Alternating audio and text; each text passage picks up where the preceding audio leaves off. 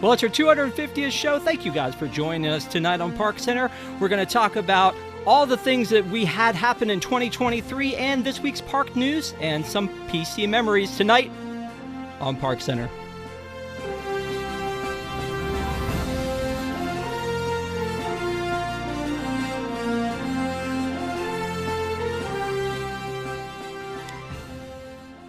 Hey guys, welcome to ParksCenter for December 17th, 2023. As I mentioned, this is our 250th ParksCenter, and we're going to talk about that a little bit with some people who are kind of OG around here, starting with Miss Allison. How are you? I'm doing well. Good evening, everyone. Happy to be here. And Kamila? Hi, everyone. 250 episodes. That's so exciting. And Mr. Patrick Hackett. Sivako? I mean, sure, if that's the thing you're into. I thank you guys for being on. These are some of the people who have been on ParksCenter for the longest or the most. Allison, you were on episode 5. That was the first time that you were on. Yeah, that's great stuff, right? I was on episode 14. That was my first one. And then Patrick, you were, I think, number 78. It was a marathon show. And then Kamila was, I think, 106. So Wow. We've been around for 250. We'll get into some more stats and stuff at the end for just a little bit of fun. But first thing I want to do is talk about 2023. It's a year in review here for us. And one of the things that I always look at when we kind of get to the end of the year is like where we've been. It's crazy to think about all the things that have happened in such a small span of time. So what I asked the panel to do was to kind of come up with the thing that they think meant the most in Disney Parks news in 2023, or their biggest story. And I want to let you guys play along at home. So we do have a poll ready to go for you guys. So the way that you do this is you go into the YouTube chat and you do pound 1 through pound 11. And you can vote for different things that happened this year. Starcruiser closing, I think that was a big deal. The 100 Years of Wonder celebration, there was a lot of stuff that happened in the parks for that, for Disney. EPCOT changes, I kind of lumped like Moana and the Figment meet and greet and World Celebration and all that stuff into EPCOT changes. TRON opening up, that was a big deal. The return of Happily Ever After, a lot of people that was like that made their year. Toontown and the Mickey and Minnie's Runaway Railway added to California. Jollywood Nights, because boy howdy, did we talk about Jollywood Nights a lot. Phantasmic Dragon catching fire, that was an interesting one. Splash Mountain closing in both coasts in January and then also in May. And then the Magic Kingdom Bear, I don't know. I thought that was a fun story. Or did you think it was something else? So, Allison, I want to start with you. What do you think was, in your opinion, it could be something other than what we see here, was the biggest story of 2023 in Disney Parks news? First of all, I cannot believe that Splash Mountain closed less than 12 months ago. It feels now like 2 or 3 years. It's probably because it was my favorite attraction in the Magic Kingdom. But I think for me, the biggest thing is the changes at EPCOT, because that has historically been my favorite park. And for so long, it's been a shell of a park. And that is really, really depressing. It's been, more than anything for me, it's the construction walls coming down.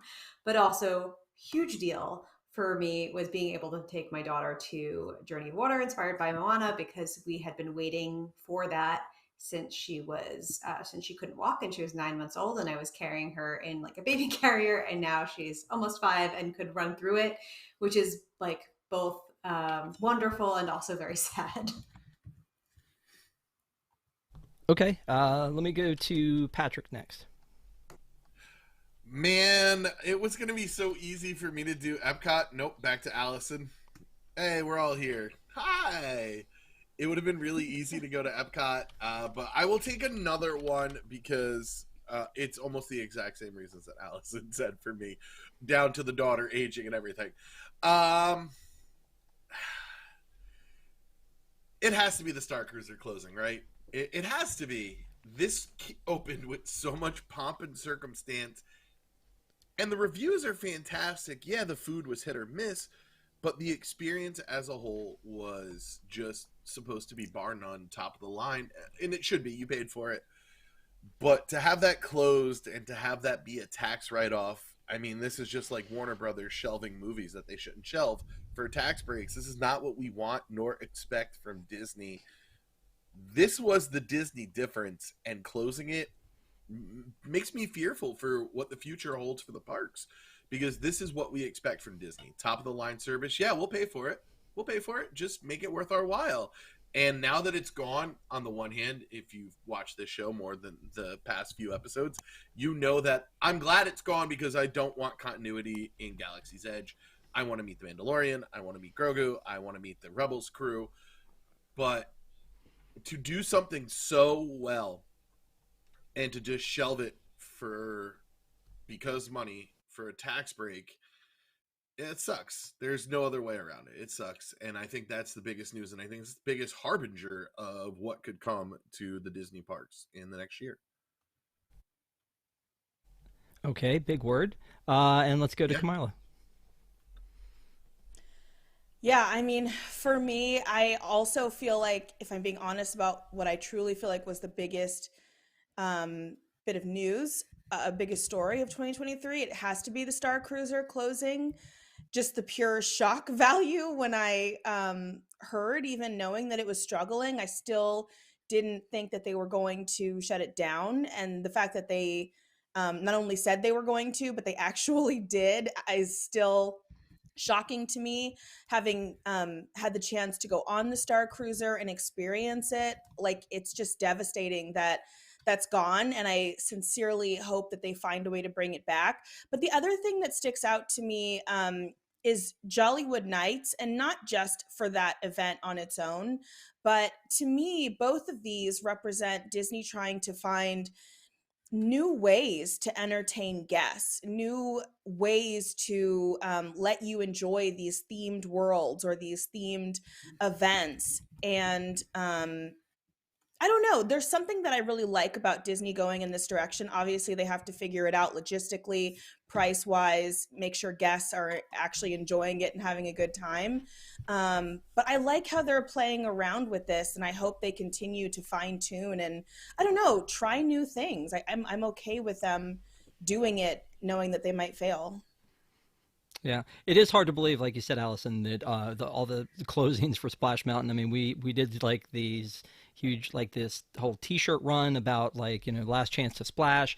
It closed in January in Florida, and then again, I think it was May for Disneyland, and then they started creating Tianas out of it. So it is crazy to think back that far and how many things happen. And I didn't really talk about like announcements. Like Josh mentioned a bunch of stuff at D23 Expo last year, and then also at Destination D23 that haven't happened yet. So I feel like you can't really count those.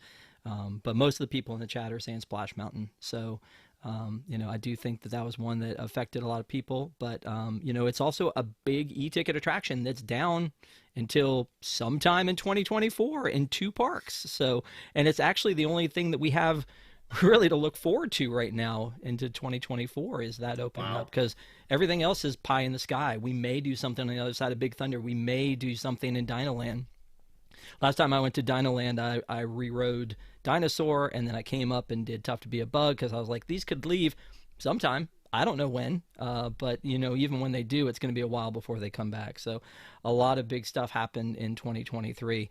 And again, I just wanted to kind of talk about it, share it with everybody on here. So we'll do, kind of like a look ahead at 2024 when we come back in 2024. I don't think there's really anything that we need to do as far as that goes. But the last thing I want to do before we move on from this is ask you guys again, and I'll start backwards with Kamila on this one, was there something in 2023 that you wanted to see that you didn't see happen? Oh, that I wanted to see that I didn't see happen. Well, I feel like even just thinking about EPCOT, I mean, and of course, I visited right before the walls went down, so I haven't been able to see it since, but it's still not completely done. I mean, we don't have, everything ready to go. I think like the Communicore Hall is maybe one of the pieces that we're still waiting on. So I guess just, actually finishing that and being able to say that it's really complete. Yeah, no, I think we all we all thought that would be a thing that was going to happen. We almost could have said we were looking for the Hatbox Ghost. They really kind of got that one in by the skin of their teeth on that one. Yeah, just barely. They were Rob like, was "Yep." watching. Yeah, I'm like, really, really takes that long to do that? You're making it's the same. It's fine. Um, I think for me, one of the things I was really hoping would happen in 2023 is we would finally be done with reservations. Honestly, I feel like Close. that's some. Well, we're going to be, but there's still, it's still a thing. Like one of the stories we're not talking about tonight, but they upgraded the app to show your reservation for the day. And so that tells me they expect it to be around for a long time because they've upgraded their app, and they don't usually do that for no reason, do they? They have a hard enough time keeping it going, maybe. And then also the story that broke from Paris this week about reservations, and now that there's a new system there where they used to have to like check you and then you use your ticket. Now they've got it electronically hooked so that when you swipe your ticket, it turns green if you're allowed to come in, and if it turns red, they pull you aside and say, sorry, you don't have a reservation. There's nothing more Disney than that, is there? So Patrick, let me throw it to you. Anything that you were expecting to see or hoping to see in 2023 you didn't see? Once again, going second has been a bit of a problem because it was Epcot for me. I expected that those walls and that length of time would have resulted in something that's show ready from day one, and B, something more than a college quad. The thing actually, I expected a new CEO in 2023. I wanted both Bobs gone. Iger has continued the ineptitude that Chapek had wrought before him. And I mean, I really think it's time for a change at the head of the Walt Disney Corporation. They've lost the plot a little bit. And, Josh talks a good game and he looks real pretty, but let's see, some results. What's funny is as I was doing research, looking back to see all of the articles and things that we talked about in 2023, we ended 2022 on high hopes that Bob Iger, at least I had them. It doesn't sound like you had them, but that his return would herald some great changes. And unfortunately, he was then saddled with, we're laying off a bunch of people, and we've got to cut back on things. And they did make some changes to the reservation system, but I mean, it was like, can you just get rid of it? Can we just do that? Remember, those people, Universal, that you keep saying are not competition, they don't do it. They've never done reservations at all. I mean, the crazy thing is if you buy an annual pass, you can just go in. It's really neat. Allison, anything from you before we move on from this one? Oh, price decreases. That's probably number one. That's what I would have wanted. But more seriously, because obviously that's not happening. A Magic Kingdom nighttime parade. Like, it's been too long. Like, why don't we have a regular one? I don't understand. I feel like entertainment options are not where they should be 3 years post COVID, and like I thought that would come back a little bit faster. Yeah, that's a great point. We actually have a super chat from Jungle Cruiser. Hello, ParksCenter family. I hope everyone has a great holiday. Rob, at Disneyland, we will have no Splash Mountain and Haunted Mansion till 2025. Yeah, we have that on the docket to talk about tonight. Thank you so much, Jungle Cruiser. We appreciate you, and thanks for the super chat. I mean, that's another thing. Again, we'll talk about that later. But Splash Mountain, it feels like they knew for years, or at least like they announced it, I feel like during 2020, that the Tiana's was coming. And I feel like you've got warehouses where you could build these things and maybe move them in. And obviously the outside needs to be changed, but it seems like you could do it faster than that. I don't know. I mean, remember the Tower of Terror turned into Guardians Tower? That seemed to happen pretty quickly. So obviously we know they can do it, but just takes too much time. So, and again, 2023 it seemed like a roller coaster ride, and roller coasters, TRON is like the biggest roller coaster that opened up this year. None of you had that on your card for favorite thing that happened in 2023. I was very much looking forward to it. It took forever to build. I'm glad it's up. And Patrick, you get to go in 2024, and I hope you enjoy it, and I hope they've cleaned it by the time you get there. So. Let's move on. Let's move on to Jollywood Nights. Man, has this thing taken a beating or what? The one night that had sold out in like ahead of time, in record time, the one night they're like, we're going to cancel that one because of the storm. Now, again, an abundance of caution is always good in a storm situation, and they did some stuff at Fort Wilderness to make sure the people in tents were taken care of, and that's great.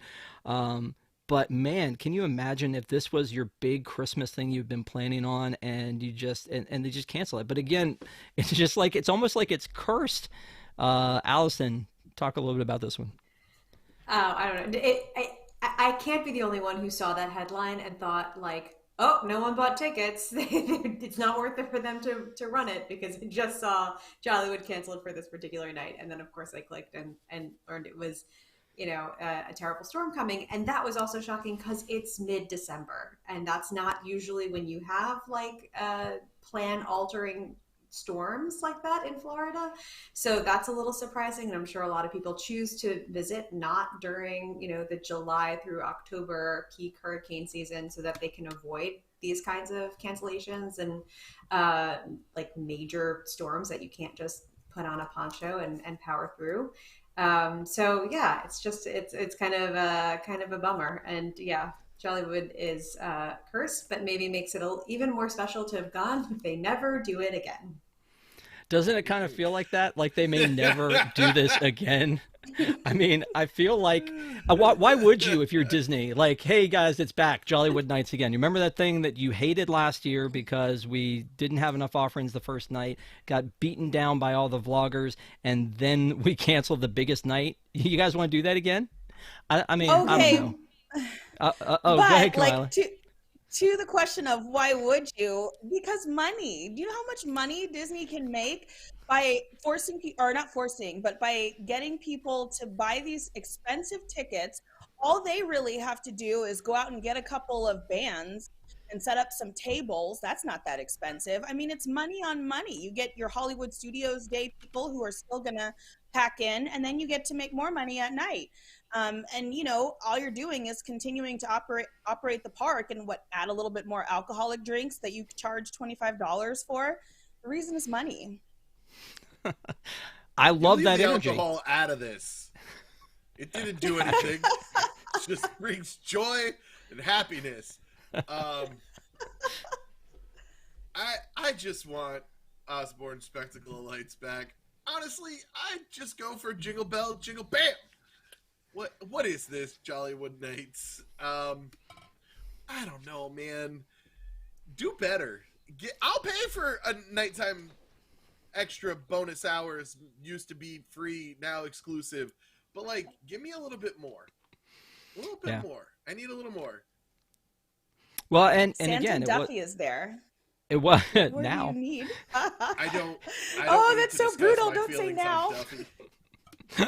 I mean, but yeah, so I mean, I don't disagree. I think that it was neat that this thing existed. I think we were all overly excited about it, and then the reviews came in and they were pretty tough. I think we all walked away, anybody who went to it walked away with I wish they would have done this better. And it sounds like they were listening when they fixed things after the first night, but I think a lot of people were like, I wish they would have had something better for the Tip Top Club. I wish they would have had, a better system for meet and greets. You almost had to like hunt down Duffy, like the Magic Kingdom bear, to try to find him and catch him wherever he was. But it really is, I mean, I think that the Jack Skellington offering, I was very happy with the way that one turned out, the sing along, the What's This. I didn't get to see the Muppet Show. I'm hoping that was good. But Patrick, they brought back Jingle Bell, Jingle Bam, but only for the people who paid for the hard ticket at night. So it's fine. It's worth fine. The price of admission. How about just Life Day back in Galaxy's Edge? Oh yeah, for sure. It's not hard. These things aren't hard. Just do a little better. But you're making money with doing the bare minimum. So so good for you. Why? Yeah. Okay. Speaking of money, this was such an interesting story that came up. I thought Patrick has recused himself from this particular story, but I think this is fascinating that Nick Cannon spends over $200,000 at Disneyland Resort per year. I love that there's a line on his like, his budget that's like 200K for taking the kids to Disneyland. I mean, if you got the money, do it. But wow, I feel like that's insane. Rob, I But just briefly would like to tell you why I recused myself from this one, because Talk me to and me, Mariah brother. go back like babies and pacifiers. Okay, yeah, right on. All right, well then let's talk to Allison about this one. Okay, so it's not that shocking, actually. I did a little math for fun, right? So I looked up his net worth, and he's worth about 20 million. So I was like, okay, well, what would that be for a family that's worth 1 million, which is way more than the typical American family is worth, but it's something that's a little bit easier for like a person to fathom. And I did the math, and that would be the same as a person who's worth that much spending $10,000 a year. And can you imagine, like, that would be, if you had that kind of money, pretty easy for a family with one kid, and he's got 12. So actually, it's kind of frugal. Like when you look at like what he's deciding to spend with his net worth. Imagine though if Nick Cannon some year decides that he's going to spend his money at Knott's Berry. What happens to Disneyland's bottom line for that? That's kind of crazy. Kamila, did you want to comment on this one? The only thought that I had is, jokes aside, and it's funny because it's Nick Cannon and he has so many kids, but I feel like he also is highlighting the real struggle that people who have larger families that they have trying to go to the parks. And one of the hardest things is just finding a place to stay that can accommodate a family that's, 6 people or more. And for a lot of families, you're instantly having to consider villa options. Maybe you're having to get 2 rooms instead. And so the prices, really do start to add up quickly the larger of a family or group that you have. So, in a way, he's making, I think, a fair point, but it's also just funny because it's like, that's your family and you don't need to go to Disneyland as often as you probably go, but, here you are. I mean, it's got to be an easy way to entertain them. Like he probably is like, I could do mini golf and bowling, but let me just take them to Disneyland and they do their own thing. Board games. I, What happened I, to that? I would just like for him to adopt me too, because I would, He can or field maybe an I could. entire soccer team. He has a starting 11. Okay, that works too. This is more universal than it is a Disney thing, but I feel like it could catch on if things work out. And I don't know if this throws the conversation like I think it will, but Universal filed a patent for tracking guests in restaurants. So basically, it's you come up to the counter and you order your food, and they have cameras on you from every place, probably under the counters too, that track your movement through the restaurant, even if you're going to the bathroom, so that when your food is ready, they know where to find you, and if you're in the bathroom, they know not to bring the food out. Um, I guess want I my have. meal in there, though. I I no, no. I have so many questions about this, but I'll let you guys go first. And Kamila, any thoughts here? I will just say it seems unnecessary. And I love Universal system. Like they make sure in a lot of their busiest dining establishments that you have a table, like the Harry Potter ones or the Wizarding World ones in particular. And I think they have a good system so far. So I just don't understand the need for adding in cameras. And to me, it's creepy or like just the idea that like, oh, we can like take these attributes about a person. Like, you see where Starbucks sometimes will get in trouble where like the barista wrote, something offensive and that's what they yelled out. Like, I don't know. It seems weird to me. Unnecessary. Okay, Allison.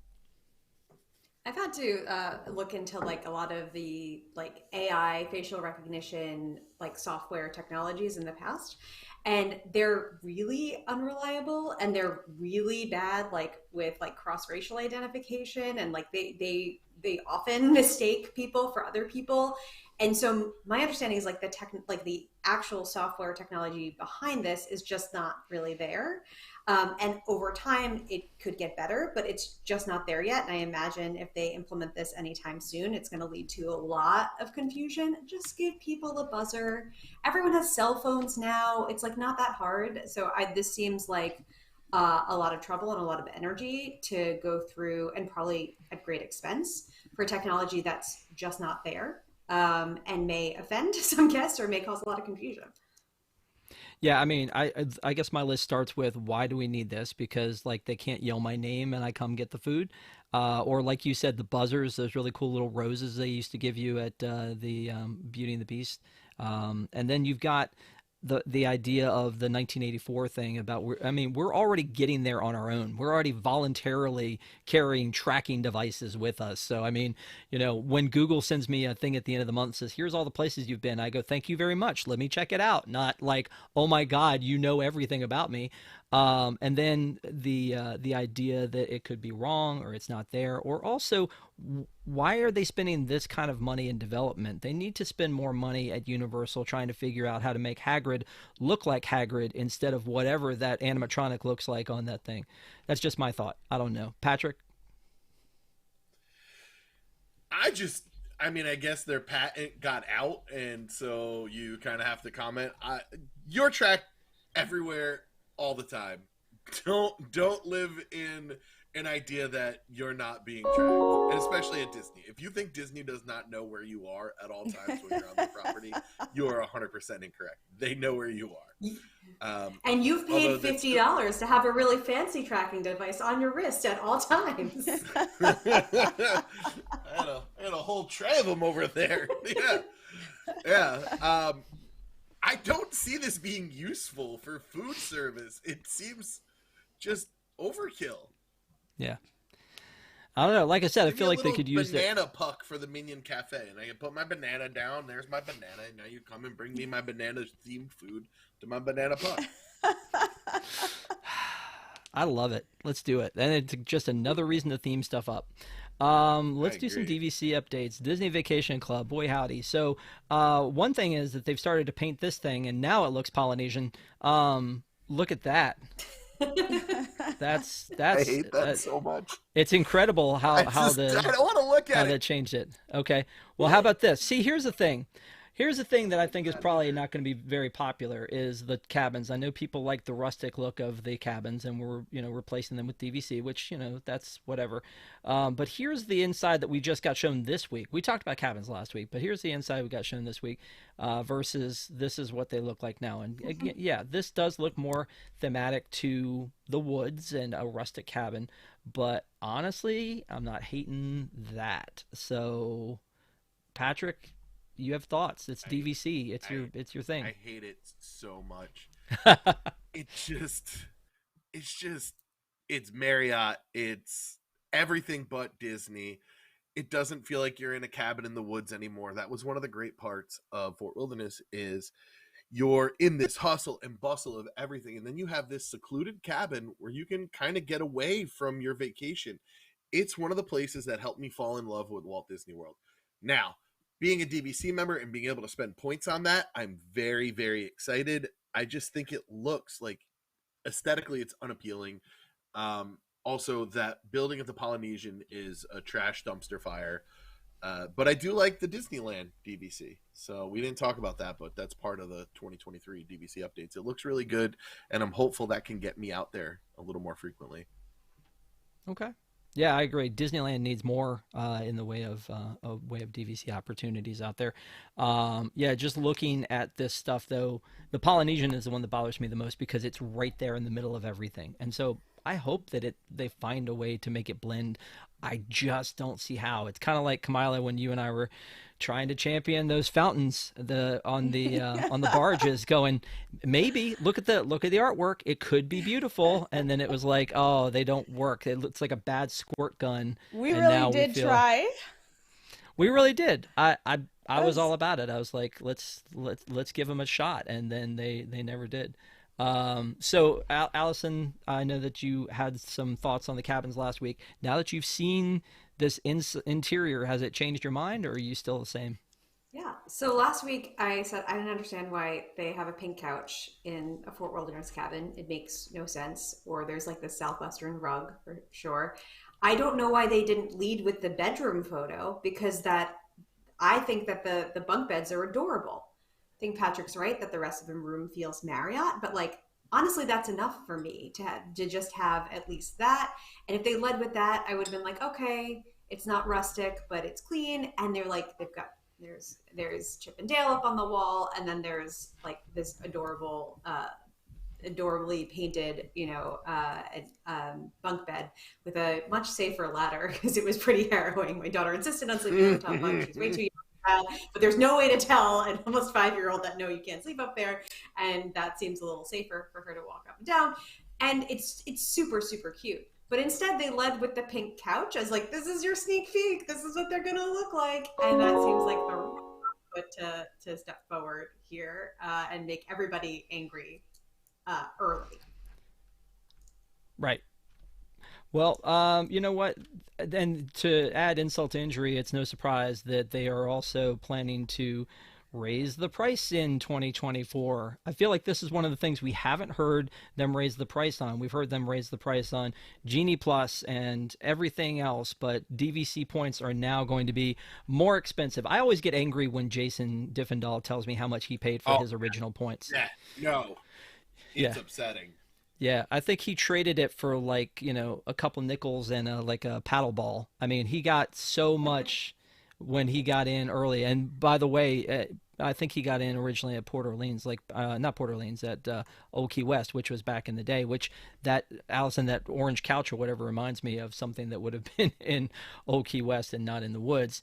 But they were saying that the points are going to go up. And, you look at it, you're like, okay, 217 to 225. That's not a lot. But to do anything of significance, you need to probably be getting 100 points. So that is very 160 significant. minimum. 160 minimum. Yeah.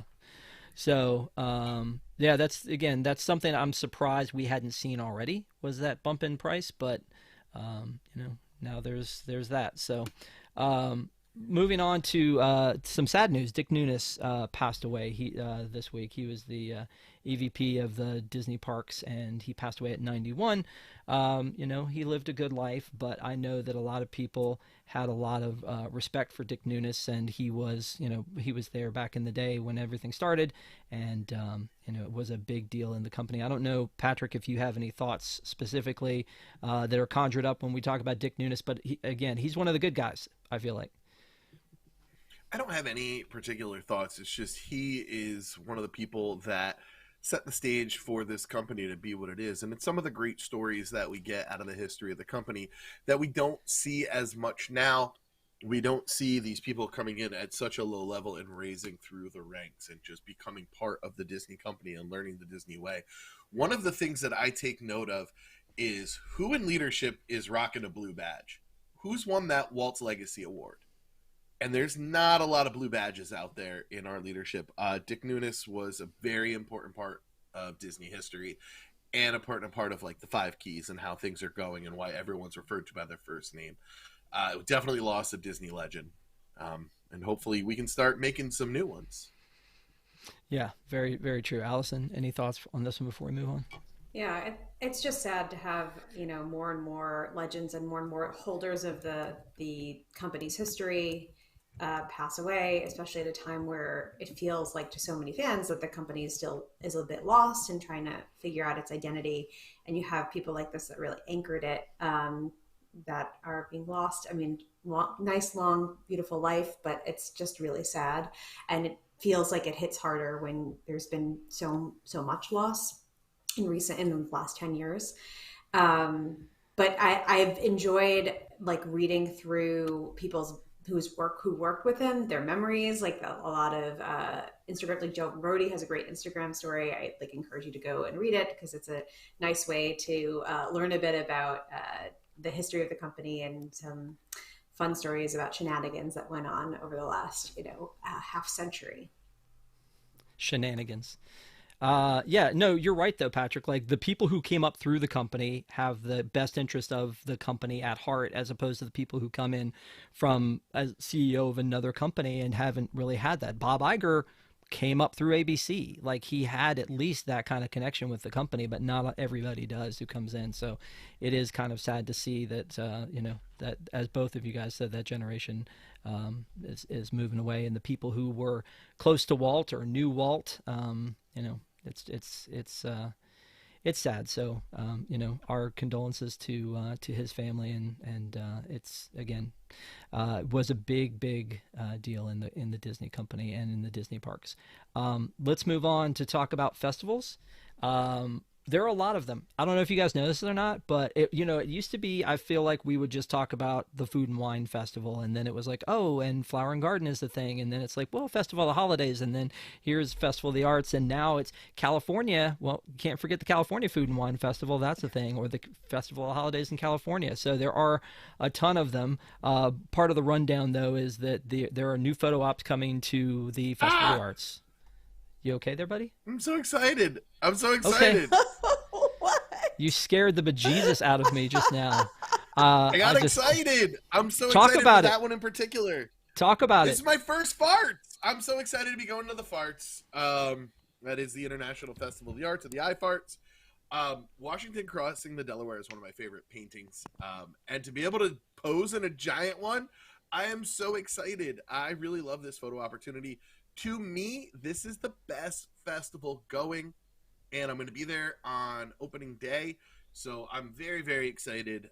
Can't wait for this. And do you want me to go talk about all of it or just that? I'm sorry I interrupted. I got excited.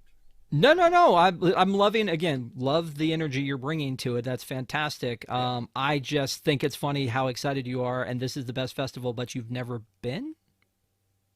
Right. Okay, great. Gotcha. I just want to make sure I was understanding that correctly. It's the best festival ever. Can't wait to go. Okay, fantastic.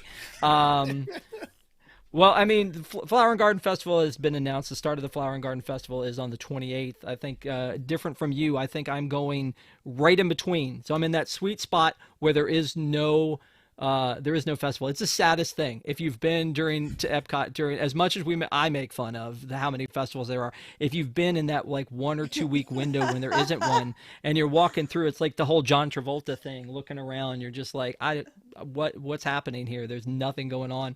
That's just pavement as far as the eyes can see. So Flower and Garden Festival, and then here's the other thing and we have guides, by the way, if you guys haven't checked it out, on wdwnt.com for the Festival of the Holidays as well, on both coasts. So both coasts, we have guides to the one in California and the one in Florida at EPCOT. So that's good. But this, look at that.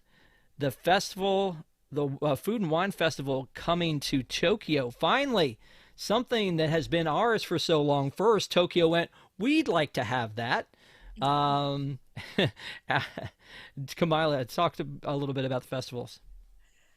I am thrilled for Tokyo that they were going to get to experience the magic that is one of these festivals.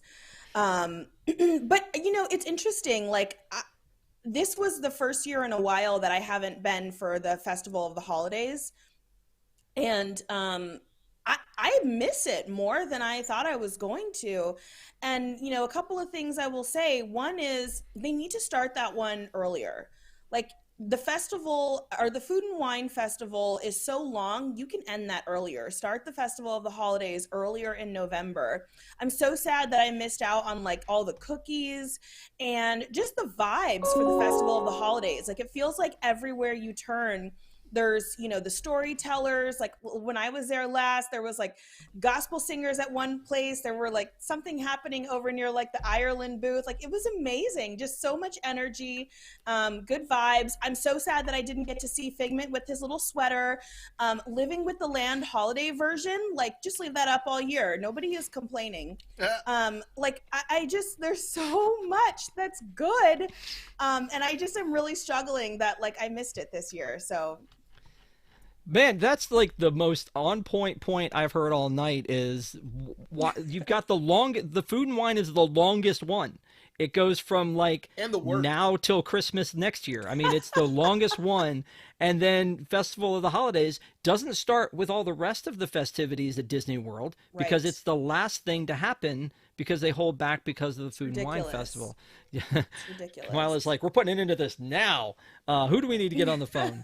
But I mean, I agree. I think Festival of the Arts is too short too. That's the other thing that I feel like you're putting that at a time when usually because of having kids in the past that were like in school, I couldn't go because it's like it's January. Like everybody just got off a break, and now you have this festival that, as Patrick will attest to, is the best one he's ever been to.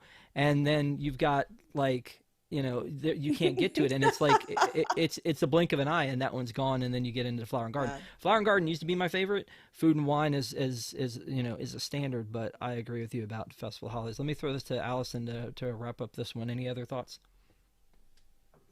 No, it was really just that the only thing I wanted to share on this is if you're going to Festival of the Holidays, go to Bubbles and Brine. We have a great review of the offerings there. And when I went briefly, just because I wanted to see the Walt statue, and it was at the tail end of my last trip really quickly. I like walked past Bubbles and Brine and all these people holding those plates and they looked amazing. And I was like, yeah, well, I'm not hungry. I just had a big breakfast. And then end up walking the other direction and being like, I really should have gotten it then. So, and then I read the review, which is like, this is outstanding. So if you're going and you like seafood, go to Bubbles and Brine. Wrap that up. Beautiful. Yeah. I mean, that's yeah. Sorry. I'm sorry you didn't get to go. But at least it lasts for a while. Oh wait, no, it doesn't. Sorry. You had your one shot to go at, and it won't be back. Maybe they'll have it during the Festival of the Arts, and Patrick can take a picture and send it back to us. Really rub that in, Rob. Yeah, I'm trying. Am I not helping? I felt like I was helping. Let's talk a little bit real quick about the refurbishments that are happening at Disney World. So at Disney World, when an attraction goes down, it hurts my heart because I think of people who only get one shot to go to Disney World, and when they get there, they're not going to get to ride A, B, and C. They're not going to ride Kali River Rapids if you're going in January. You're not going to ride Big Thunder. No, I know Patrick's making faces like, why would you ride Kali in January, right? But Kali River Rapids is going down. Big Thunder Mountain is going to close for refurbishment as well. And, right next to it is Tiana's, which isn't going to be open until, again, we don't know when. So you've got now 3 e-ticket You have attractions. no faith in that 2024 date? None. Why Zero would I? faith. Why would I? I have no idea. Like, and it seems so random that they're like, we're building 2 of these things, but one of them shuts down 5 months before the other one does. I Disneyland don't. opens first. Watch. Yeah. Remember the whole thing about Rise of Resistance and who's just getting open first and all that? Yeah, that was the thing. So, I mean, Kamila, this is, I mean, I know that these things have to go down, right? But it seems like too many at once, or am I wrong? It's the January dilemma, right? Like, and I don't know how true this really still is, but I think for a lot of people, they think, okay, if I can go during the right time frame in January, very early February, parks will be a little busier. I can take advantage of slower crowds. But the other side of that is this is the time of year when a lot of things go on refurbishment. Don't forget also there's like Skyliner refurbishments that are going to be happening in January. So those of you, who are staying in those resorts, you may not get to actually take advantage of that, unfortunately. So, it's the January dilemma, right? Like better weather, lower crowds, maybe. But there are going to be rides that are down. And so, you just have to try to make the most of it. Look, you could go when you think everything is going to be up, and then a little winter tropical storm comes and like blows everything away. So there are no guarantees when it comes to Disney World. You can have your Jollywood ticket in hand, and then something happens and you don't get Your to go sold to out Jollywood. Jollywood ticket. I don't know. You thought you were going to meet Santa Duffy. Yeah, I didn't get to meet him. I mean, again, we're talking a ton, like half of, if you read our article on the website, half of like Aladdin's magic carpets are like covered up. So it's gone from a 5 minute wait to a 30-minute wait. So maybe they're refurbing that one on the fly. I assume that at some point they probably have to take down Jingle Cruise for a day or two so that they can make it Jungle Cruise again. I can't imagine going with all of these closures going in January for the first time in a long time of all oh, awkward, awkward. I have 3 days to ride Big Thunder before it goes down for the rest of my trip. I got to get on that. I do believe my daughter's tall enough, so we'll see how that goes. January is a great time to go. The holidays are over. You get rid of all that post-holiday stress. But yeah, a lot of stuff is going to be done, and I do feel bad for the people who aren't like myself, who are a once in a lifetime and miss something like this. But what are they going to do to like really refurbish Big Thunder? Are they going to make it look better? Because I'm all for these short closures if we get some maintenance, if we get some TLC. We'll see what happens. Yeah, Kim Irvine said at one of the D23 expos that if anything goes down for an extended period of time, they will always bring it back with extra magic. Not true. How long was the Tomorrowland People Mover down after COVID, but before it finally got up again? And there was nothing new when it opened. They added the new voiceover later, but there was nothing new when it opened after years. So I don't think that that's always the case. But I think we've all been waiting for Big Thunder on the East Coast to start looking more like Big Thunder on the West Coast with those LED effects or the projection mapping. It's really cool, and we get a little bit of envy, especially Patrick, when it comes to the Disneyland dilemma. So let's talk a little bit about the Haunted Mansion in California, and I think that Jungle Cruiser mentioned that in his super chat earlier today, that the Haunted Mansion is currently in what I call its best mode, which is the Haunted Mansion Holiday. I freaking love the Haunted Mansion Holiday. I would like that to be up all year long, but it makes it more special that it's only open for Halloween and Christmas. And then there's going to be a refurbishment for someone's future enjoyment of the Haunted Mansion in the middle of the year for them to fix the gardens and the grounds outside. And then there's a chance, it looks like, that it won't reopen again until it's time for Haunted Mansion Holiday again. So, Kamila, I see you shaking your head, which I'm assuming means that you wish it would be Haunted Mansion again soon.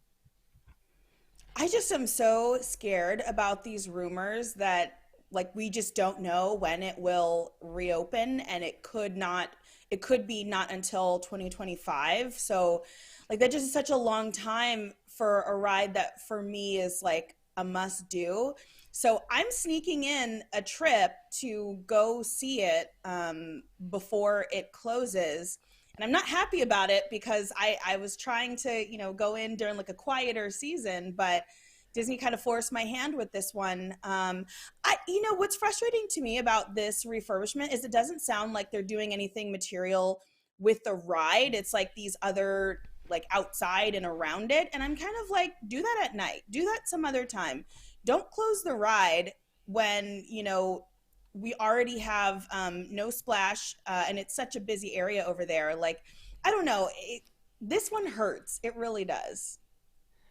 Yeah, I don't disagree with that one at all, because I feel like, with you, like when you go to a kingdom or a castle park, I feel like you have to do Pirates and Haunted Mansion and Big Thunder has to happen on all three of them. And maybe, if it's a park that happened to have Splash Mountain at the time, that too. But now, that'll be Tiana's Bayou Adventure. I do like the changes that are coming, though, with this new gift shop on the side here. This is something that I feel like is desperately needed, especially since they have the space to build it in there while they're doing the Tiana transformation, because Splash Mountain is right next to it. But that exit is very lackluster for something that is as epic as the Haunted Mansion. So to walk out to a cart, whereas you've got Memento Mori in Florida, it would be nice to have something like that. And then the same thing is you've got a very cool interactive queue that we actually kind of have to skip all the time in Florida anymore. They just kind of take you around the corner. When was the last, I think I went through it the last trip I was there, but most of the time they just swing you right by it and you don't even get to go through the interactive queue. It looks like what they're adding is something along those lines here. And to your point, it's outside. So why couldn't they, put all this together while the Haunted Mansion was still open. I don't know. So maybe they'll be doing something inside to repair things. I know that when you do an overlay as deep as the overlay for Haunted Mansion Holiday, they probably put a lot of holes in things, and there's probably some stuff that's gotten beat up that they probably should be taking care of. But I hope that if the outside looks like it's going to be great someday, the inside, I hope that they do that, adding some extra magic, or else it's going to be very sad when they when it opens back up. It's like, yep, it's Haunted Mansion Holiday again. They did change the gingerbread house, but that's it. Okay, great. I don't know. I do love that overlay, though. That is one of my favorites. I do it every single time I can when I'm there, and I'm excited that it may stay a little bit longer, I assume, in January, and that when they finally bring it down, then they'll get it, and it'll just be amazing when it opens back up. Allison and I did a behind the attraction review on Deep in the Plus and talked about all the stuff with the mansion. I'm in love with the one in California even more than before. So let's move on to Zootopia food. I said this is like real life Munchlanes, Patrick, because this food. Now we've talked about. You've heard of Munchlanes, right, Patrick? I'm not sure. Yeah. Okay. Cool. I looked at this food and I was like, this is freaking adorable. I feel like this is the food coming to Shanghai, to the Zootopia land. The donut, well, obviously that was a thing that was going to happen, and the fact that they have big sizes and little sizes of foods, because that would happen in that land, just amazing to me. I mean, I can't get over how cool this stuff looks, and it looks freaking adorable. But it also, and I could be wrong. Oh. It's happened. I was going to say I could be wrong, but it doesn't look very Disney. But I mean, I guess that it's just severely themed. So Patrick, do you want to talk about this, or do you just want to talk about your little buddy there? What is corn flavored popcorn? Isn't popcorn already corn flavored? Why would you make corn flavored popcorn? What even is that? What kind of through the looking glass matrix moment am I having here that they're advertising corn flavored popcorn? I don't know, but that little paper popcorn, is that a typo? That little bucket is kind of cute, though.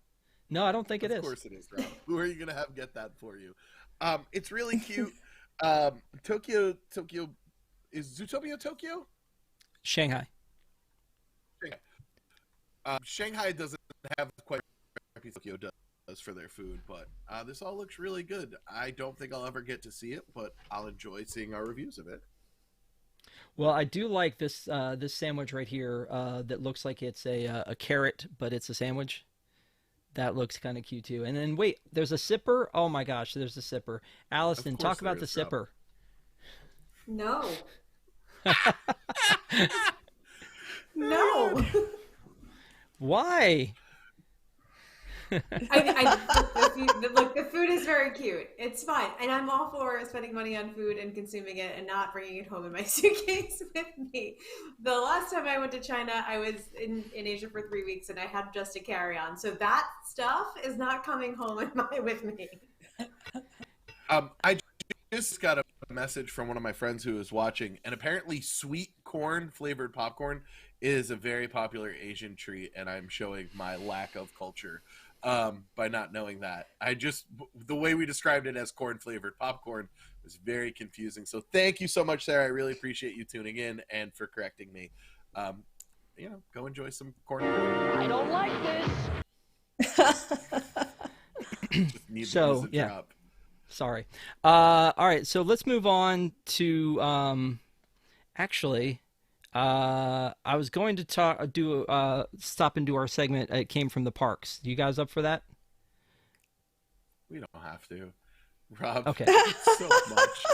Fine. Do you all want to talk about the bad things people did in the parks? No, that's fine. We can move on. I didn't include it, but I did think it was crazy, the woman and people coming to her house. That was kind of nuts, and then the guy suing about the I don't know. You're right. You're right. Let's keep it light. It's the holidays. Let's keep it light. Let's. We You can know save what? it for If the you want post to show. find- I mean, I've got plenty to say, but I don't Exactly. want to say it. So let's save it for the Exactly. post show. If you want to know what we think about all the terrible things that people do, join Wigs, and you can join our post show. That's patreon.com/WDWNT, and we'll see you in the post show. We love our wigs. Yeah, there you go. All right, so let's talk about some food at the Springs. There were a couple different food things that came up that I kind of bundled all here together. But leading up to the opening of the Summer House, we had Eat from Minnie Chauhan that opened up that we talked about last week, and Allison is going to plan a trip just to eat there, I think. So that's going to be exciting excited. for her. Yeah. But also, Patrick, I don't know how you feel about this, but Chicken Guy going from 22 sauces to just 10. Ugh, this is outrageous. Who do I need to talk to about that? Do I call Guy Fieri directly? Yeah. Is that what Guy that? Fieri. He just came out with a terrible malt beverage here in Connecticut after working with a very good brewery, Two Roads Brewery. And so, I don't know. I'm not really feeling the Guy Fieri vibe right now. 10 sauces, 22 sauces. I'm not going there. Come on, let's get to the good stuff, Rob. Show us the cookies. Is this it? The No, Go Juice? the The Go cookies, Juice Rob. truck that they added? Oh, come on. Exposition Park has a Go Juice truck now. Although, with all of, like, if you're that close to Salt and Straw, why are you going here? I don't, or the. Maybe because it's breakfast. I mean, the donuts that are Still over going there to are Salt and breakfast. Everglazed is right there, so we can get those donuts over there. So the fact that I'm talking about Summer House at the Springs, I think, is funny. But we did have a review on WDWNT.com of this brand new restaurant that has opened up. Summer House on the Lake has opened up, and so we have a food review on our website of of the ambiance, of the what it looks like inside. The view looks amazing. The food looks really good. The drinks look really good. But I think what Patrick wants to talk about is it has a cookie bar. Cookies. A cookie bar. What are you going to do when you go to the cookie bar, Patrick? Eat all the cookies, Rob. That is the goal here, is not all the cookies. When I saw a review, we tried 8. Are we giving up suddenly here, WDWNT? Tom needs to start ruling with an iron fist. We eat all the cookies. I need to know which the best cookies are to get there. The one thing I will say is, where else can you get a really good brunch on Disney property? The brunch menu here looks amazing. I'm trying to convince my family to go when I go back in April. The beer list is a little bit disappointing. We got to work on that, Disney World. But yeah, cookies and brunch, I'm stoked. This cookie looks obscene. I don't know. That looks like way too much on a cookie to me. I don't know. No, that's right up my alley. Please. Okay. Is that your favorite thing about this, Allison? Is the cookies or the Summer House menu? Well, I mean, skipping the line at Gideon's is huge, right? Like, you could have like a nice sit down, relaxed meal, and then you don't have to like wait on a line going all the way around the corner to get cookies. So, sounds absolutely great. But for me, like, the menu is fantastic. It's all the stuff that I love. There are multiple things that I would eat. I'm not exactly a picky eater, but I like to eat like relatively healthy, but I also like my food to feel indulgent, and that's like a kind of a hard mix to get, and this menu nails it. It's like pretty much everything they review is right up my alley. So and then I really love dessert, so if I can then have a cookie after, it's perfect. It just seems so weird to me that you've got a restaurant that is so upscale, and maybe that's the juxtaposition is what makes it so cool, is then you've got a cookie bar of all things. Like, it's just like, hey, let me hit this like high-end steakhouse and then swing by Crumble. I don't know. It just is weird to me. But, that seems like a great time. I get Crumble all the time. It's fantastic. Kamila? No, I agree completely with everyone else. I feel like, well, I will say this. I actually feel like I was a little bit bored with the whole concept. And then I saw the cookie bar, and then I was like, oh, okay, well, now I'll check it out. So yeah, I mean, I don't know. The food for me is looking a little bland, but I haven't tried it, so I don't actually know what it tastes like, but would definitely stop by for the cookie bar. Okay. Yeah, I definitely think this one looks like a good addition to Disney Springs, and in a place where you already have a lot of great offerings. It's really neat to have some additional offerings that have been put in front of us here. It's very exciting. So thank you guys for walking down through that with me. I appreciate it. Let's talk a little bit, because this is our 250th anniversary. I wanted to end a 250th episode, so to speak. I wanted to end talking about a little bit about everybody here on the panel that has been a part of ParksCenter from early on. Like I mentioned before, Allison was on episode 5 back in 2018, and that was when Ben was hosting. We love Ben. He was hosting the show. Jill was early on, and then our good friend Pete was also on early in the day, early on that one. But I went through, I have stats. I have ridiculous numbers of stats on all things. But I was talking to Allison before the show started, and I was saying, did you know how many episodes you're on? Out of 250 episodes, she's been on 105 episodes. Wow. So, yeah. Jill was on 113. Ben was on 126. I've been on 203 of them. But Patrick, Wow. any guess as to how many you've been on? 90. It is so close, 49. Get But it's felt out. like 90. That's great. That's awesome. Makes me Wow. feel so good. Well, I mean, you've been on the same number of Deep in the Plus too, so you probably are like sick of me is the problem. Kamila, any guesses to how many you've been on? I'm gonna say 70. Wow. That is a bold statement after he just said as many as he did, but 68. Oh Wow. my gosh! Yeah. But you went over, so it doesn't count. Wah, Price is Right rules. wah, wah, wah, wah. Yep, sorry. We have some lovely parting gifts for you. Yeah, so again, you guys have been on a ton. Tom has been on, I think, 10, Jason maybe 12.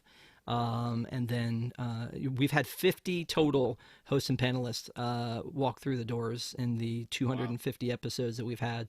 So there's a lot of things that, as I was looking through, that I think were interesting to me. There was an episode, the very first episode. So we used to be at 30 minutes on Wednesday night, and then we moved to a long form of 90 minutes on Sunday at 8. And Patrick said, nah, 9 o'clock is better for me.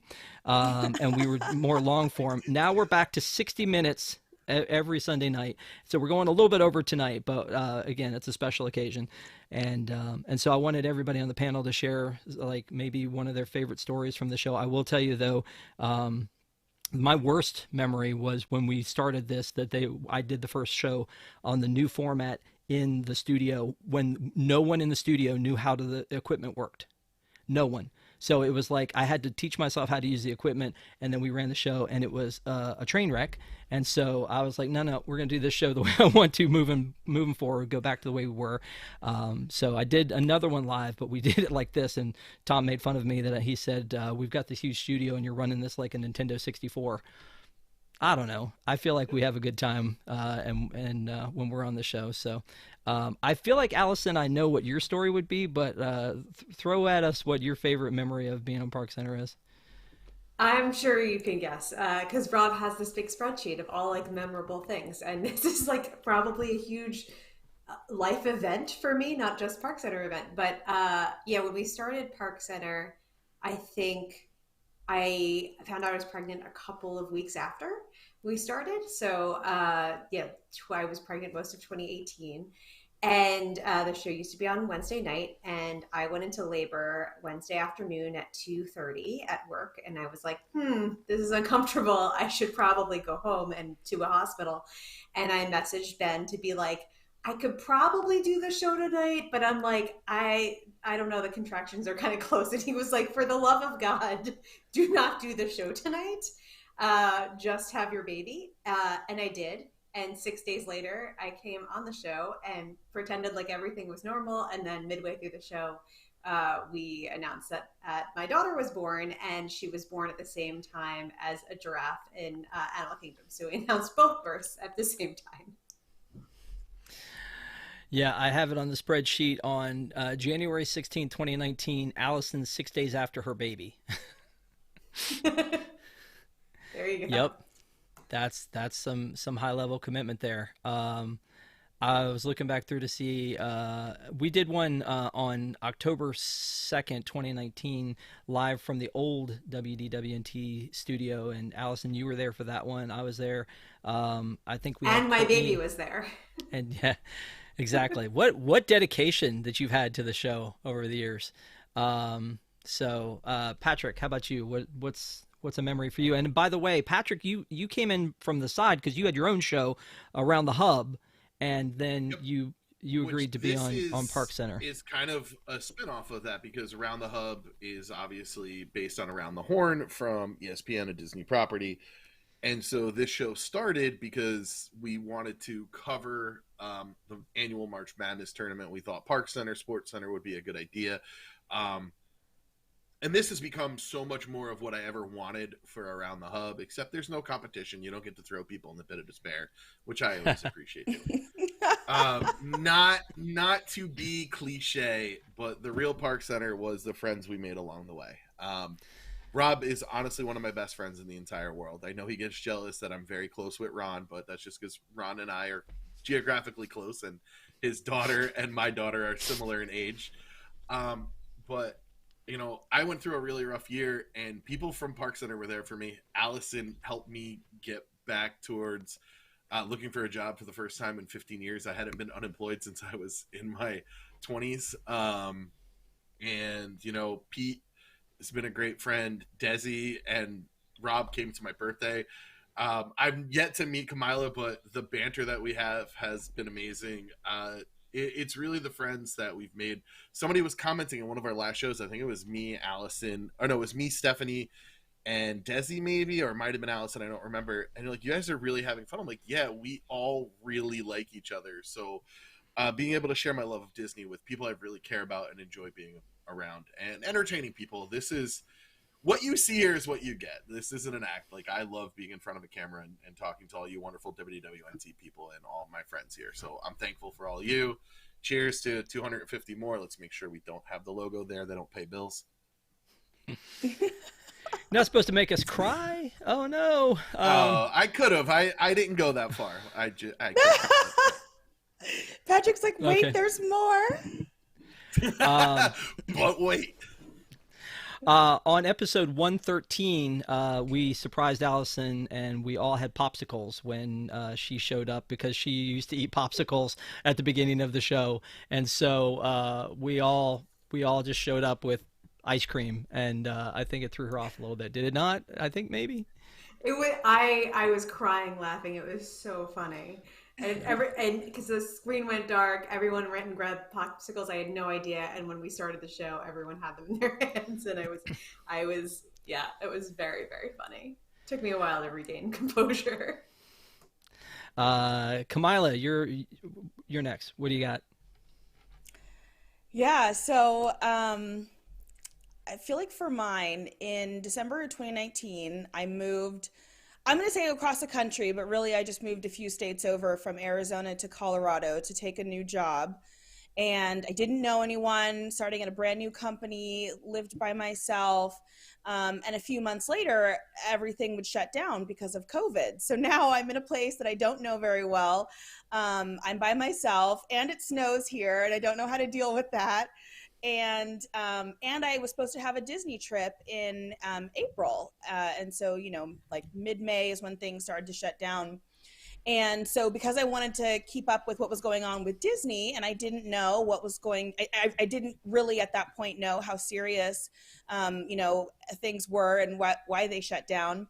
I found ParksCenter as a viewer, and ParksCenter easily became my comfort show. It was the one show that I could not miss each week. I loved watching you guys talk about the news, the topics, and then somehow they kind of reached out, and they were like looking for new people to be on the panel, or just, you know, to add some fresh faces.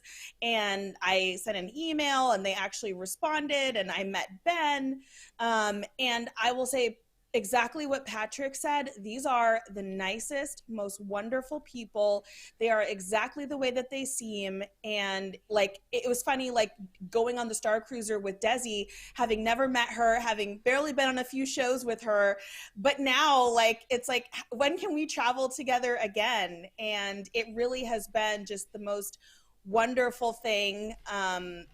Like just getting to meet all of you. But I mean, this show meant so much. Literally, even before I was on it, it got me through a time that was just really scary, and I was by myself. And so I just hope you all know, like, as you know, someone who feels very lucky to be able to have met a lot of you through this show, but also who watched you, like, this ParksCenter meant so much to me, being on it, but also just watching it as a viewer. Like, it was just so much fun. Well, see, again, just all the feels. I showed a little bit of, and we appreciate having you on, Kamila, and thank you guys all for making the show what it is. I was looking through and trying to find each person's first show. There's Allison's first show. I'm sure she's absolutely loving this. Are you? Exactly. A nightmare. Thank you, Rob. And then here's Patrick's first show.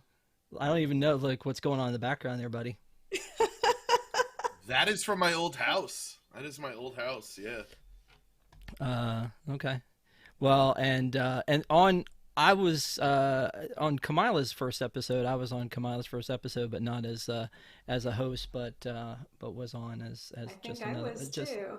Yeah, I was on as a panelist, but I don't know. Is that's from your old place? I see the droid in the background too, by the way. Love that droid. That's awesome. So anyway, and the very first episode that I was on was episode 14 because and I convinced Ben to let me on because we had never done thumbnails before, and I was like, oh, you know what, you need a better thumbnail for your show. And he's like, oh, you can do that? I was like, yeah. Can I also be on? And so here's what that looked like.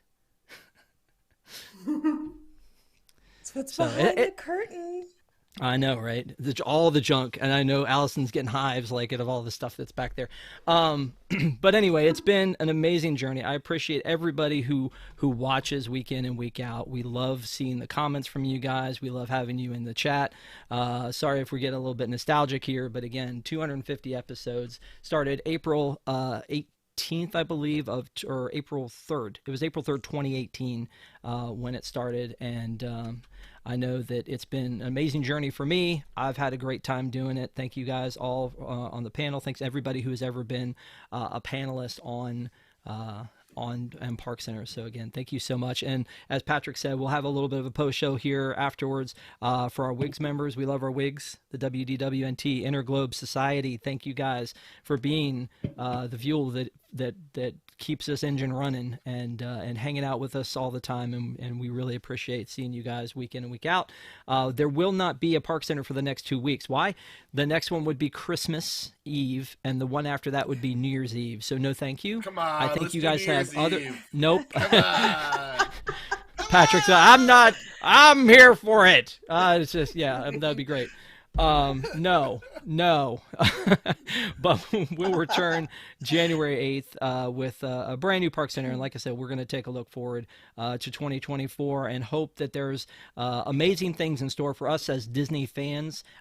There should be. I hope there are, but again, it doesn't look like there's anything new coming except for maybe the Rest of World Celebration and 2 Tiana's Bayou Adventures, maybe by the end of 2024. Who knows what's happening? But again, I hope everybody has an amazing holiday. We have a Deep in the Plus, one last one coming up on Wednesday night. That's I think our last live show on WDWNT TV for the year. So Wednesday night will be me and Allison, and we'll be talking about Muppets Letters to Santa. So hopefully you guys will tune in on Wednesday night at 9 p.m.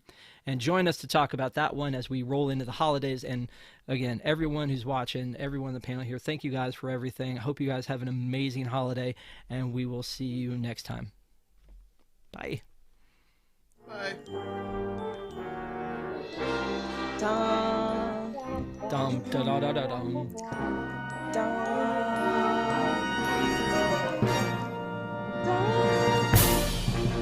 dum, dun, dun, dun, dun.